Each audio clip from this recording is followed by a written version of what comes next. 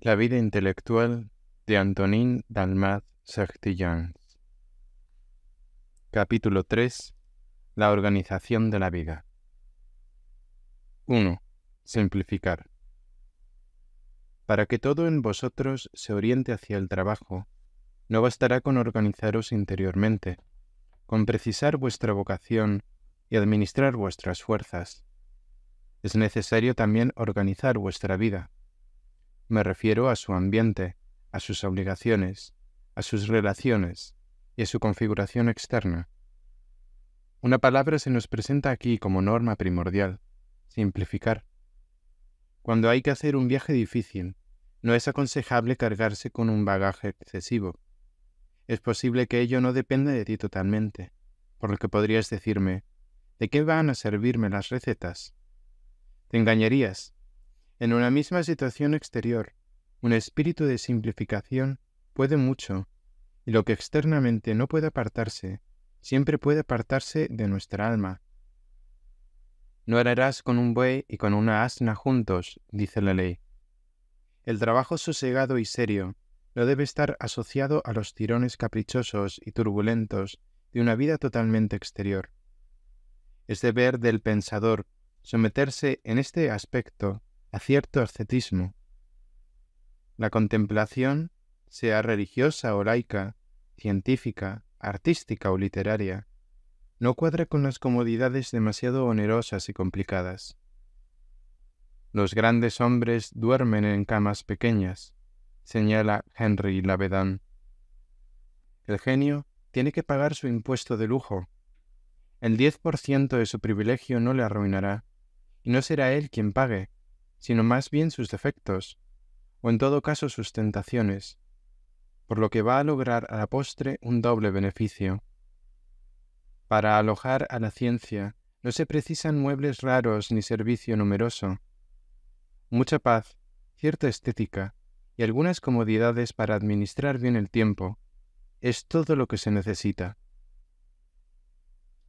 Procura reducir tu tren de vida. Las recepciones, las visitas, que traen consigo nuevas obligaciones, las ceremonias de relación y todo el complicado ritual de esa vida artificial que tantos mundanos llegan en el fondo a maldecir, no son lo más adecuado para un trabajador. La vida mundana es fatal para la ciencia. La idea y la ostentación, como la idea y la disipación, son enemigos mortales. Cuando pensamos en el genio, no nos lo imaginamos hecho para comilonas. No te dejes prender en el engranaje que poco a poco acapara el tiempo, las preocupaciones, las disponibilidades y las fuerzas. No te dejes avasallar por los prejuicios.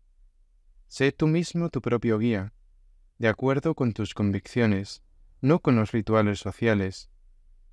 Y no olvides que las convicciones de un intelectual deben guardar relación con su fin. Una vocación es una concentración. El intelectual es un consagrado, que no se disperse en futilidades exigentes. Eche más bien todos sus recursos al fuego de la inspiración, como Bernard Palissy, que llegó a quemar sus muebles para mantener el fuego de sus hornos. El trabajo y sus condiciones, eso es todo. Los dispendios y cuidados malbaratados en naderías habrían sido mejor utilizados si hubieran servido para crear una biblioteca, para hacer un viaje de estudios, para tomarse unas vacaciones de descanso, para disfrutar de audiciones musicales que refrescan la inspiración, etc. Todo cuanto puede favorecer tu obra es siempre oportuno. Lo que la dificulta y complica debe ser excluido, porque además de los inconvenientes inmediatos, te sentirás cada vez más empujado a buscar un beneficio material, desorientando así tu esfuerzo. El sacerdote tiene derecho a vivir del altar, y el hombre de estudios de su obra, pero de la misma manera que la misa no se celebra para ganar dinero, tampoco se debe pensar y producir por dinero. Si eres de los intelectuales que se ven obligados a ganarse el pan con un trabajo, ¿cómo vas a lograr preservar las pocas horas de que dispones y sobrecargas tu vida? Mejor será reducir al mínimo la materia para aligerar y liberar al espíritu. Bueno será, tal vez, que señalemos la misión que la esposa del intelectual tiene al respecto. Con harta frecuencia ella la olvida y en lugar de ser una Beatriz, no es más que una cotorra picotera y disipadora. Toda mujer debe casarse con la carrera de su marido. El centro de su gravedad de la familia es siempre la profesión del padre. Es ahí donde está la vida productiva y, en consecuencia, también lo esencial del deber. Pero eso es tanto más válido, cuanto más noble y más laboriosa sea la carrera en cuestión. El centro de la vida común está, en este caso, en el vértice. La esposa debe instalarse en él y no buscar apartar del mismo el pensamiento del marido. Empujarlo a naderías sin relación con sus aspiraciones es hastiar al marido, al mismo tiempo en una y otra de estas dos vidas que están en mutua contradicción. Piense en ello la hija de Eva y procure que sólo tenga una razón de derecho el divisus est de San Pablo. Si el hombre está casado, en cierta manera, dividido, que esté también reduplicado. Dios le ha concedido una ayuda semejante a él, que no resulte, pues, distinta. Las desavenencias motivadas por la incomprensión del alma hermana son fatales para la producción. Hacen vivir al espíritu en una inquietud que le corroe. Ya no se le permite ningún vuelo y ninguna alegría. ¿Y cómo podría el pájaro volar sin sus alas, el pájaro y el alma sin su canto? Que la que está destinada a ser centinela del hogar no sea su genio maligno, sino que sea más bien su musa. Si se ha casado con una vocación, que tenga también ella tal vocación. ¿Qué más me da que produzca ella misma, o por medio de su marido? Debe producir en todo caso, puesto que no es sino una sola carne con el que produce. Sin tener necesidad de ser una intelectual, y menos aún una mujer de letras o una sabelotodo, podrá producir mucho, ayudando a su marido a producir, obligándole a controlarse, a rendir al máximo, animándole en las inevitables horas bajas, corrigiendo sus debilidades, consolándole en sus desengaños, sin acentuárselos con exceso de insistencia, calmándole en sus pesares, y siendo su dulce recompensa después de los arduos trabajos. Al salir de su trabajo, el hombre se parece a un herido, tiene necesidad de cuidado y de reposo. No es momento de violentarlo, sino más bien de sostenerlo y animarlo, de interesarse por lo que hace, de reforzarlo en el momento en que está rendido a causa de un esfuerzo, tal vez excesivo. En una palabra, tiene necesidad de una madre.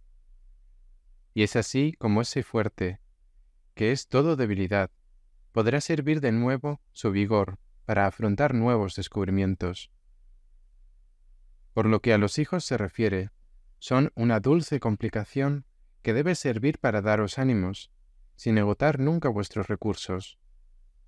Ciertamente es mucho lo que toman de vosotros, pero ¿para qué servirían si no os hiciesen rabiar de vez en cuando? Pero en realidad os darán más alientos de los que os resten. Tienen la capacidad de elevar vuestra inspiración, dándole una tonalidad de alegría. Son para vosotros un reflejo amoroso de la naturaleza y de lo humano, que os preserva de la abstracción. Os llevan constantemente hacia lo real, cuyo exacto comentario os reclaman con sus ojos curiosos. Su frente pura os habla de la integridad, hermana del saber, y su facilidad para creer, para esperar, para soñar grandezas y para esperarlo todo de la paternidad que les guía. ¿Acaso no es para el pensador una elevación y un motivo de esperanza? En esta imagen del futuro podéis ver una imagen de Dios y una señal de vuestros destinos inmortales. Aquellos que para consagrarse por entero a su obra y a su divino inspirador han renunciado a la familia, pueden con razón felicitarse al apreciar las libertades que se les conceden a cambio de este sacrificio. Podrán pensar en sus hermanos cargados de preocupaciones y repetir con cierto regocijo las palabras de Lacordaire a propósito de Ozanam. Hay una trampa que no ha sabido evitar, el matrimonio.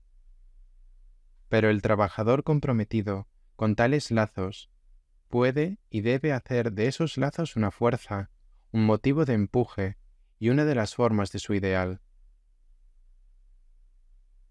2. Guardar la soledad. El punto esencial que hay que salvaguardar en la organización de la vida y hacia el que hay que orientar todo lo demás es el fomento exterior e interior de la soledad. Santo Tomás estaba tan convencido de ello que de sus 16 consejos al intelectual dedica nada menos que 7 a las relaciones y al retiro. Quiero que seas tardo para hablar y para acudir al locutorio. No te preocupes de lo que hacen los demás. Sé amable con todos, pero no tengas demasiada familiaridad con nadie, pues la excesiva familiaridad engendra desprecio y roba tiempo al estudio. No te preocupes de las palabras y de las acciones mundanas. Evita sobre todo perder el tiempo. Procura permanecer en tu celda si quieres entrar en la bodega. La bodega de la que aquí se habla, en alusión al Cantar de los Cantares y al comentario de San Bernardo, es el refugio secreto de la verdad, cuyo olor atrae desde lejos a la esposa, es decir, al alma enamorada. Esta bodega es la morada de la inspiración, el hogar del entusiasmo, del genio, de la invención, de la investigación ardorosa, el campo de esparcimiento del espíritu y de su sabia embriaguez. Para entrar en esa morada hay que dejar las trivialidades y practicar el retiro, cuya imagen es la celda monástica. En las celdas, como a lo largo de los grandes corredores, escribe Paul Adam, el silencio se nos aparece como una persona imponente, vestida de la blancura de los muros, y que vigila. ¿Qué es lo que vigila, sino la oración y el trabajo? Sé, pues, tardo para hablar, y para acudir donde se habla, puesto que el mucho hablar hace que el espíritu se derrame como el agua. Sé atento con todo el mundo, pero no frecuentes más que las pocas personas, cuyo trato ha de serte provechoso. Evita, no obstante, incluso con estos, la familiaridad excesiva, que rebaja y desorienta. No corras tras las noticias, que ocupan inútilmente el espíritu. No te mezcles en acciones o palabras mundanas, es decir, sin valor moral o intelectual. No te pierdas en gestiones inútiles que absorben el tiempo y favorecen la divagación del pensamiento. Esas son las condiciones del recogimiento sagrado. Sólo así puede uno acercarse a los secretos reales que constituyen las delicias de la esposa. Sólo con esta conducta puede uno permanecer respetuoso ante la verdad. El retiro es el laboratorio del espíritu. La soledad interior y el silencio son sus dos alas. Todas las grandes empresas han sido preparadas en el desierto, incluida la redención del mundo. Los precursores, los continuadores y el propio Maestro se han sujetado o deben sujetarse a esa misma ley. Profetas, apóstoles, predicadores, mártires, pioneros de la ciencia, inspirados de todas las artes, simples hombres u hombre Dios, todos pagan su tributo a la soledad, a la vida silenciosa, a la noche. El Creador plasmó el universo en la noche astral y en su solemne vacuidad. Quien quiera gustar de los gozos creadores no debe precipitarse para pronunciar el fiat lux, y menos aún para pasar revista a los animales del mundo. Mejor será que se tome tiempo para disponer la materia de los astros, a semejanza de Dios, en las sombras propicias. La noche se hace eco de los cantos más bellos de la naturaleza. El ruiseñor, el sapo de voz de cristal, el grillo, cantan en la oscuridad. El gallo anuncia el día antes de que alboree. Todos los precursores, los poetas y también los buscadores y pescadores de verdades dispersas deben sumergirse en esa gran vacuidad que es una plenitud. Ningún gran hombre ha intentado escapar de ella. Lacordaire decía que en su celda, entre su alma y Dios, se había formado un horizonte más vasto que el mundo, y se había procurado las alas del reposo.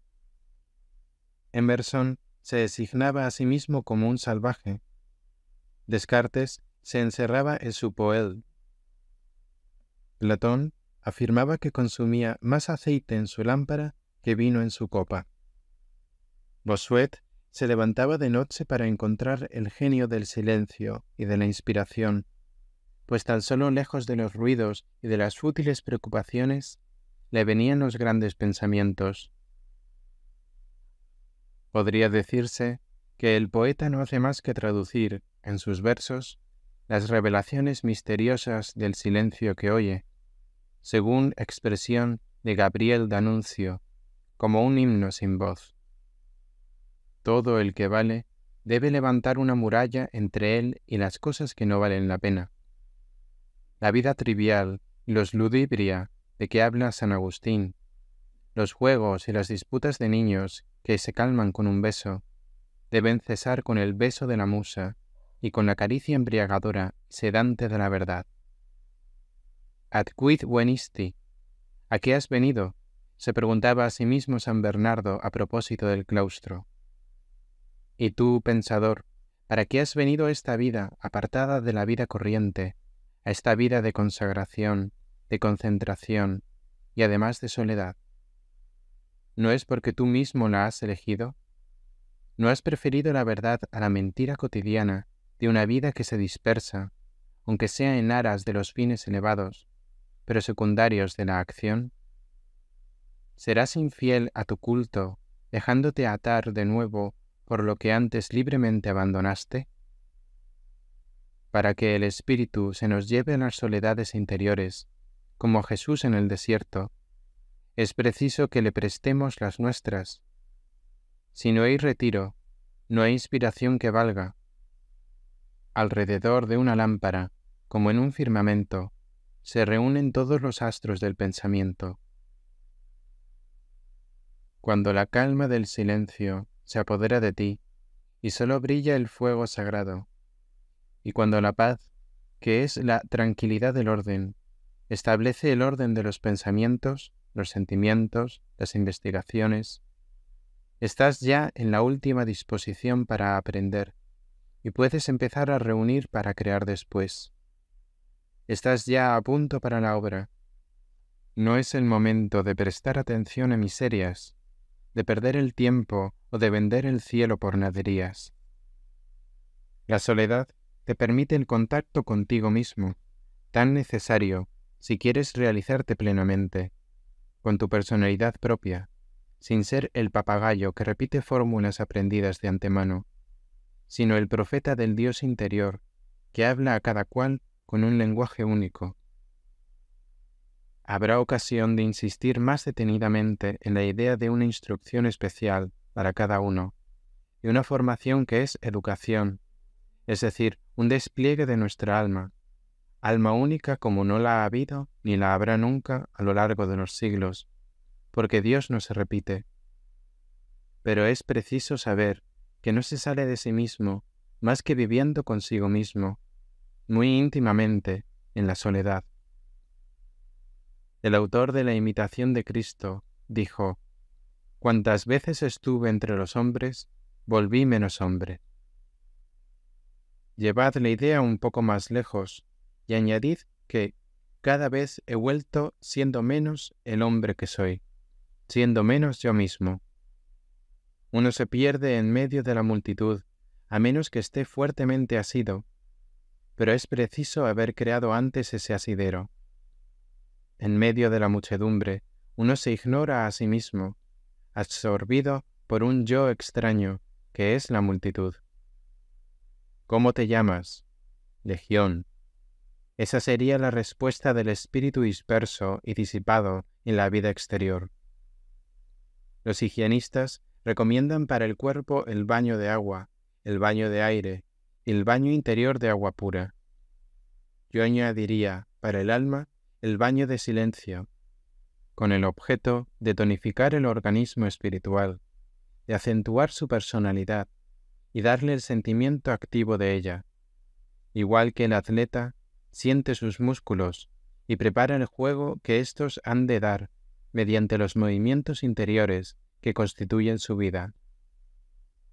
Travignan ha dicho que la soledad es la patria de los fuertes y el silencio su oración.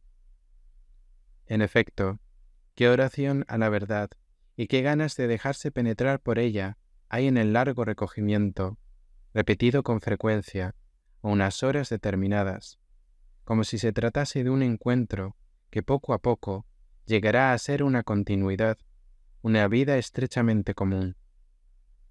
Uno no se puede aplicar a la contemplación continuamente, dice Santo Tomás, pero el que no vive más que para la contemplación, el que orienta hacia ella todo lo demás, para reanudarla en cuanto tiene oportunidad, le da toda la continuidad que es posible dedicarle en la vida presente.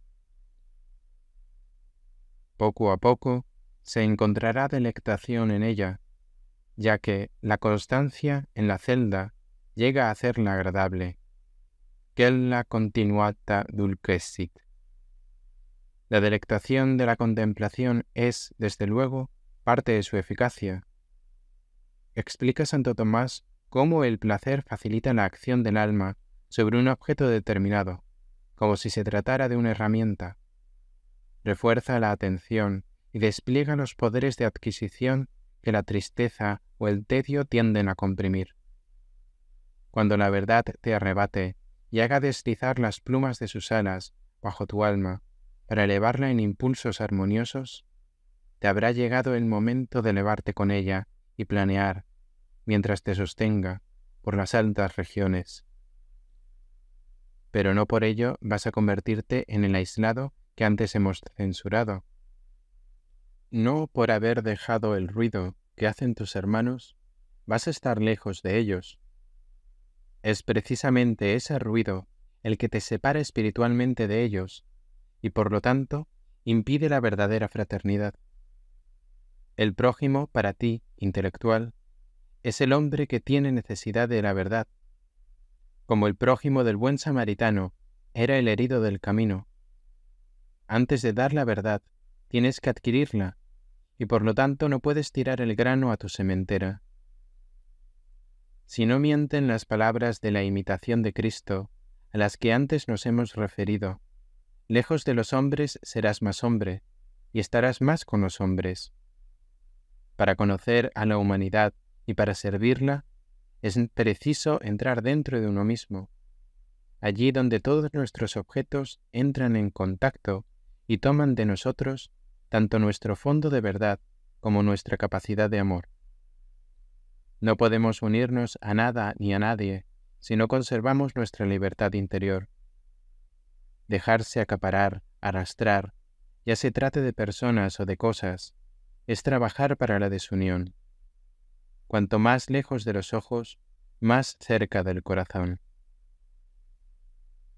Jesús nos muestra claramente cómo podemos estar totalmente dentro de nosotros y totalmente entregados a los demás, totalmente entre los hombres y totalmente en Dios.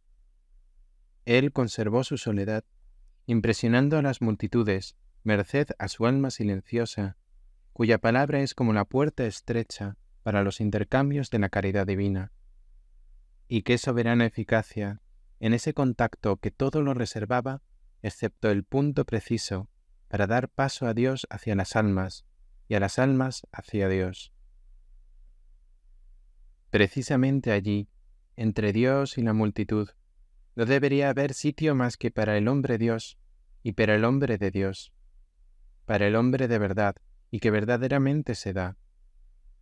El que se cree unido a Dios sin estar unido a sus hermanos es un mentiroso, nos dice el apóstol. No es más que un falso místico e intelectualmente un falso pensador.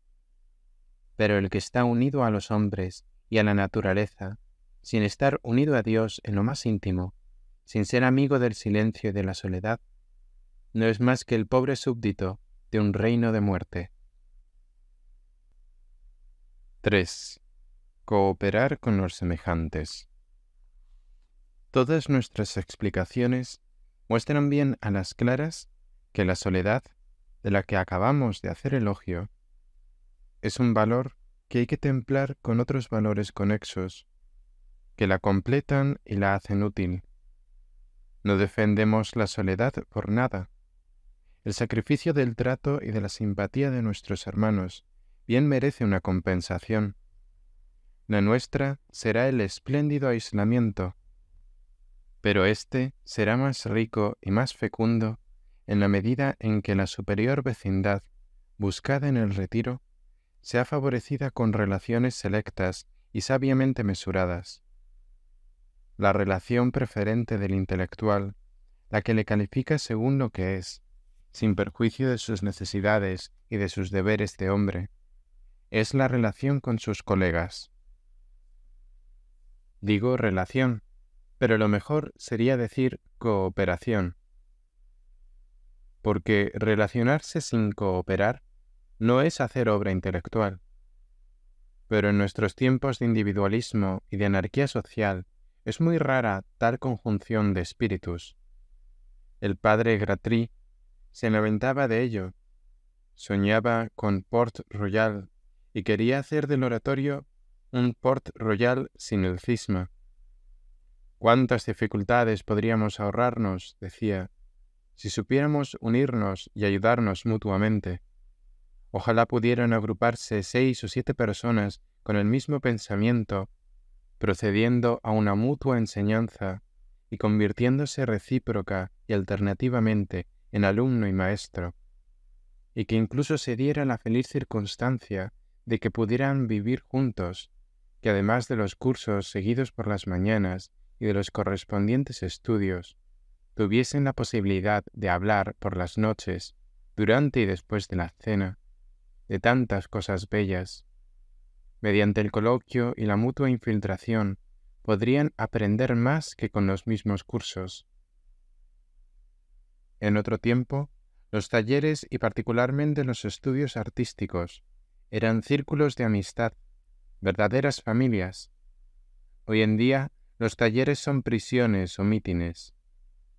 Pero, ¿quién nos asegura que no volveremos a ver, apremiados por la necesidad que cada vez se hace sentir más a nuestro alrededor, el taller familiar ensanchado, abierto hacia el exterior y no menos concentrado que antes? Sería entonces el momento de concebir y fundar el taller intelectual, asociación de trabajadores aplicados y entusiastas por un igual, reunidos libremente, viviendo en la simplicidad, en la igualdad, sin que ninguno de ellos pretendiera imponerse, aun cuando alguno de ellos poseyera una reconocida superioridad que podría ser útil para todo el grupo. Lejos de toda competencia y de todo orgullo, sin buscar otra cosa que la verdad, los amigos así reunidos serían, por así decirlo, multiplicados el uno por el otro, y el alma común experimentaría una riqueza que nadie sabría explicarse.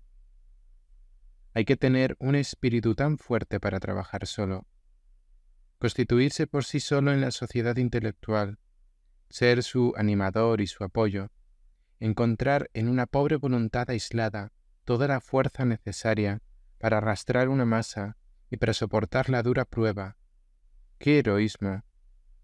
En un principio no falta entusiasmo, pero después, en los momentos de dificultad, el demonio de la pereza nos dice: ¿para qué todo esto? Nuestra visión del objetivo a seguir se ofusca. Los frutos se ven muy lejanos o nos parecen amargos. En cierta forma nos sentimos unos ingenuos. Es entonces cuando el apoyo ajeno, los intercambios, el ejemplo, podrían ser de una eficacia admirable contra tal spleen.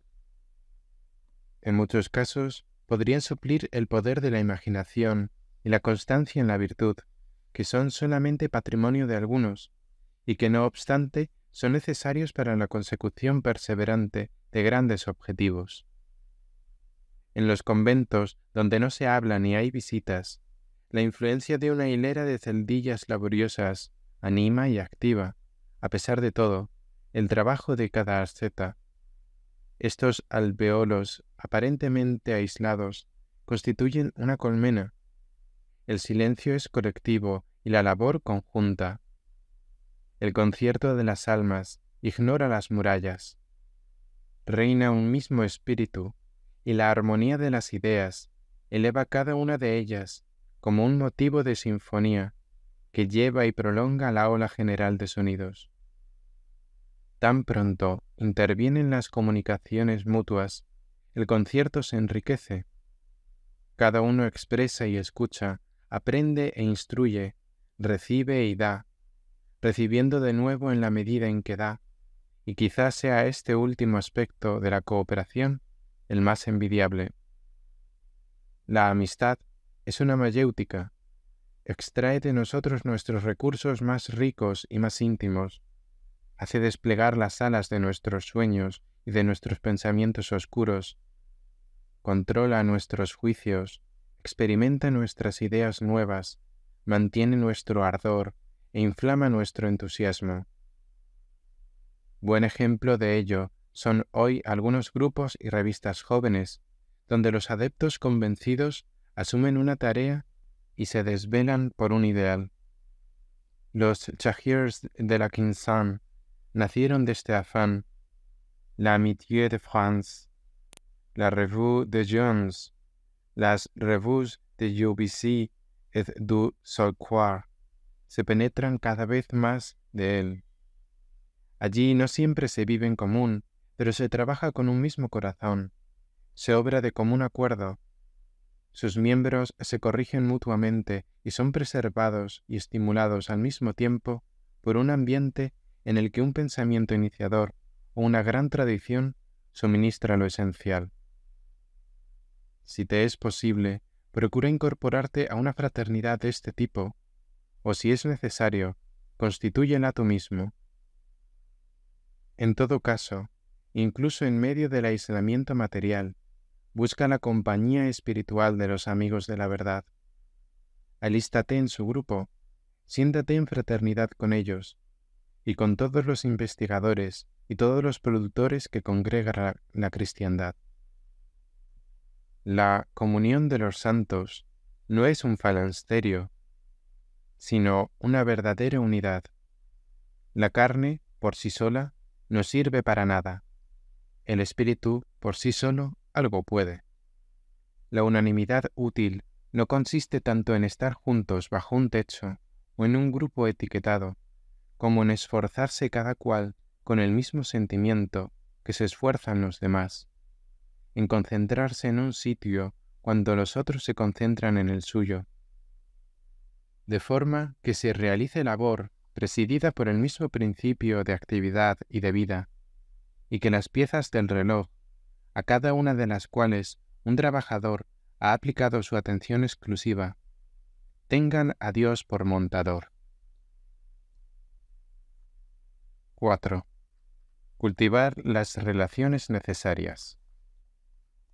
Ya he dicho también que la soledad del pensador no implica una exclusión de sus deberes, ni un olvido de sus necesidades.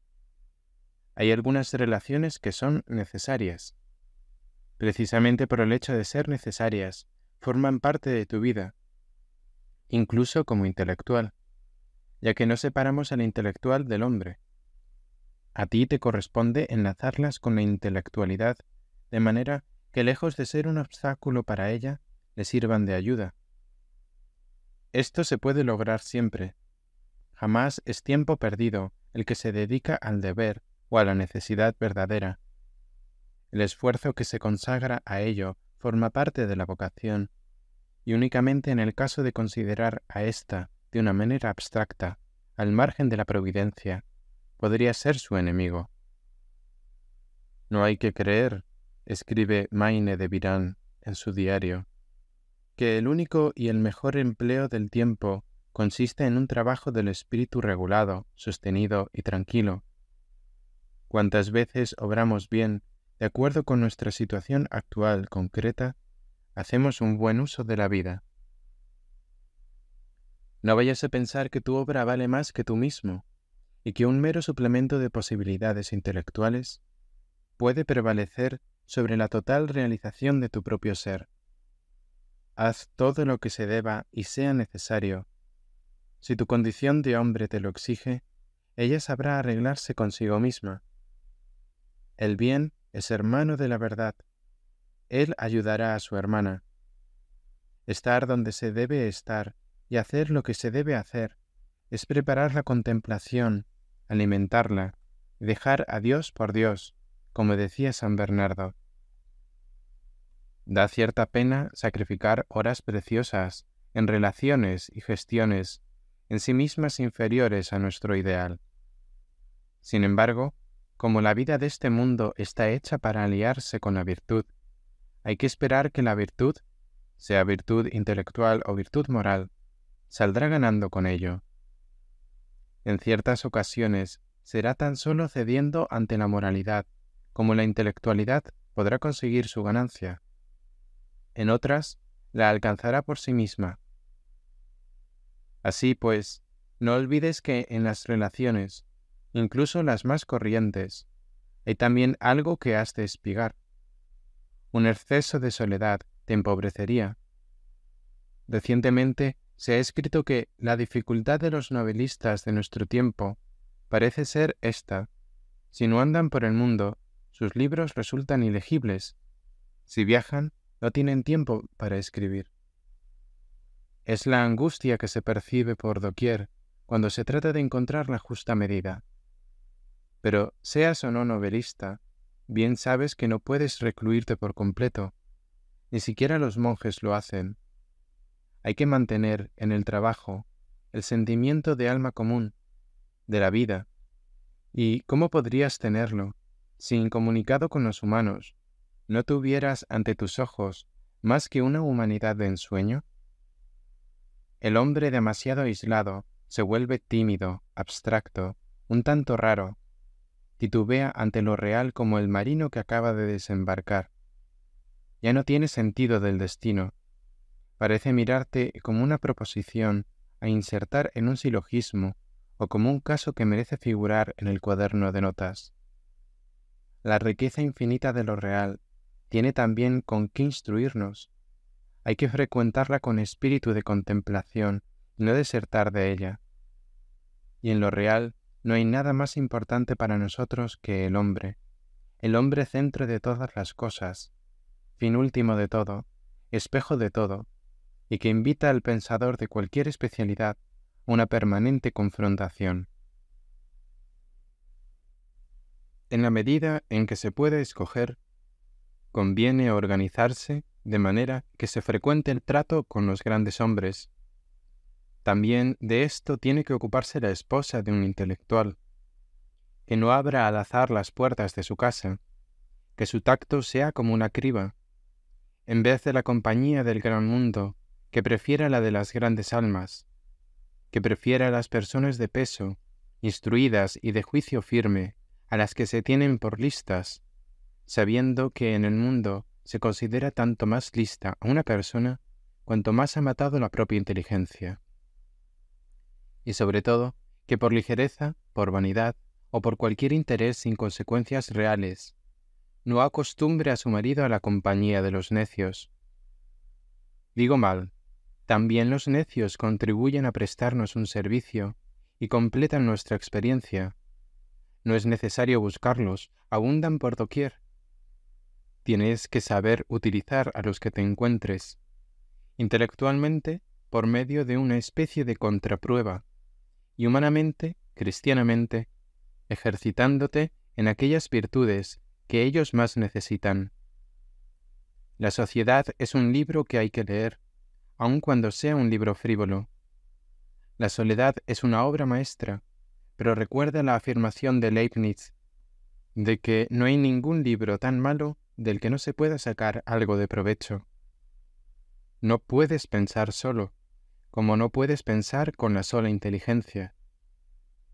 Tu inteligencia se acompaña de tus restantes facultades, tu alma de tu cuerpo y tu persona de sus relaciones. Todo esto es tu ser pensante. Componlo lo mejor que puedas.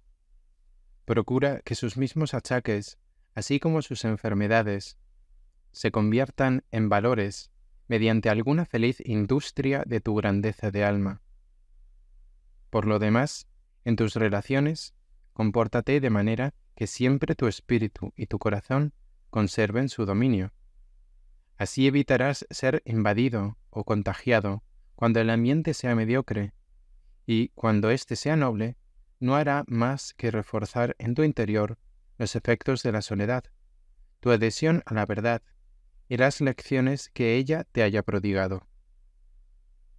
Sería de desear que nuestros contactos con el exterior fuesen como los del ángel que toca sin ser tocado, a no ser que lo quiera, que da sin perder nada porque pertenece a otro mundo. Moderando tus palabras, lograrás también esa perseverancia en el recogimiento y esa prudencia en tus comunicaciones, de las que tanto precisas para robustecerte. Hablar para decir lo que hay que decir, para expresar un sentimiento oportuno o una idea útil, y saber callarse después. Es el secreto para guardarse y comunicarse al mismo tiempo, procurando no dejar apagar la propia antorcha para encender otras.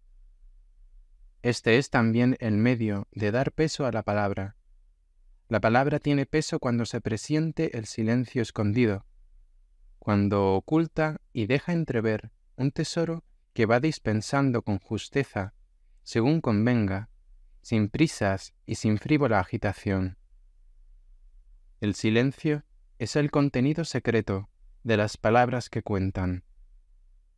Lo que da valor a un alma es la riqueza de lo que se calla.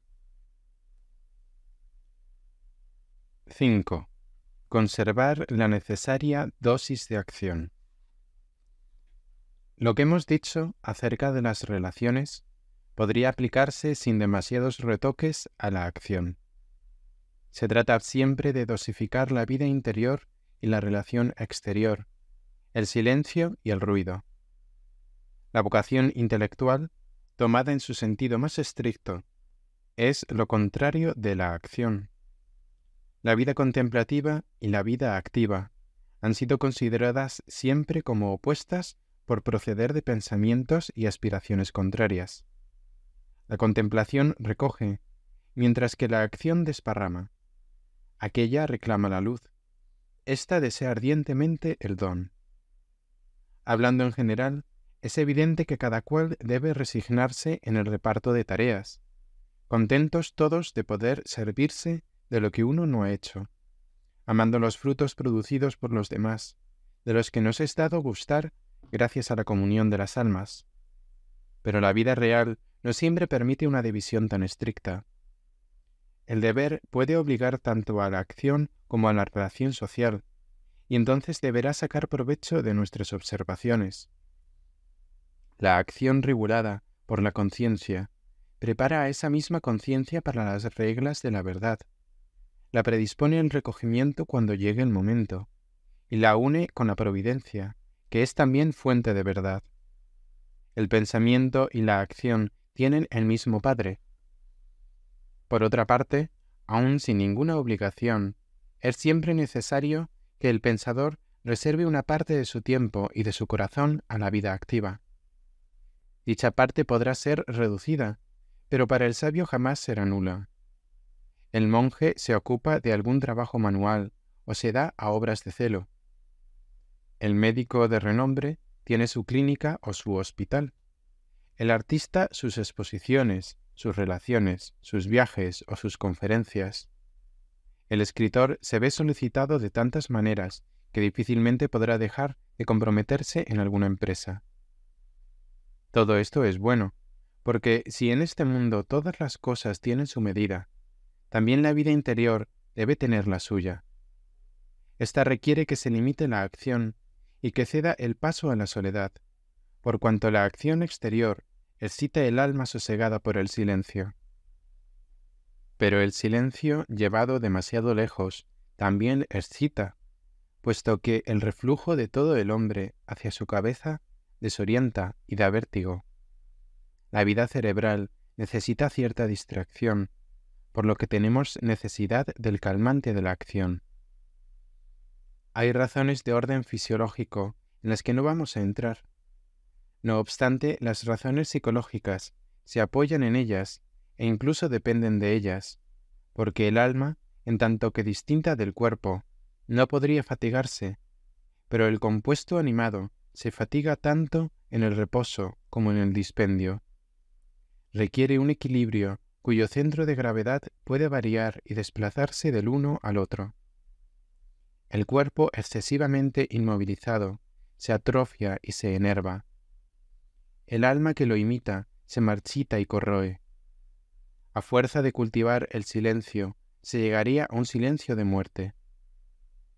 Por otra parte, la vida intelectual necesita alimentarse de hechos. Todos los libros nos hablan de hechos, pero es sabido cuán frágil resulta una ciencia puramente libresca, puesto que adolece del defecto de lo abstracto. Le falta el contacto y, en consecuencia, ofrece a la reflexión, como materia, una quinta esencia, casi ilusoria. Tú, que eres un globo cautivo, se decía a sí mismo Amiel, no dejes que se gaste la frágil cuerda que te mantiene unido a la tierra.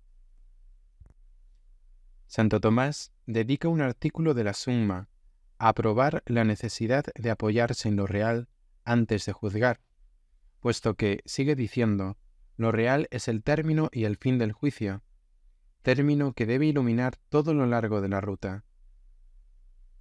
Las ideas residen en los hechos, no viven en sí mismas, como creyó Platón. Es preciso que el hombre de pensamiento se mantenga siempre en contacto con la realidad, si no quiere que su espíritu vacile. ¿Qué es el sueño, sino un pensamiento privado de comunicación con el exterior, un pensamiento sin voluntad? El sueño inconsistente es el escollo del pensamiento puro, del que hay que apartarse como de una causa de impotencia y de tropiezo. El pensamiento se apoya en los hechos como el pie en el suelo, como el cojo sobre sus muletas. La dosis de acción recomendada al pensador tendrá la ventaja de estabilizar su espíritu, pero tendrá también la de enriquecerle. La vida cotidiana nos depara un sinfín de experiencias que fácilmente dejamos pasar, pero el pensador profundo sabe recogerlas para componer sus tesoros. Sus arcas espirituales poco a poco se verán llenas de ellas, y sus ideas generales, controladas por una parte, serán ilustradas por otra, con una documentación viviente. La idea en nosotros, privada de sus elementos de experiencia, de sus fantasmas, no es más que un concepto vacío que incluso deja de percibirse. Cuanto mayor sea la riqueza de esos fantasmas, tanto más amplio y fuerte será el pensamiento.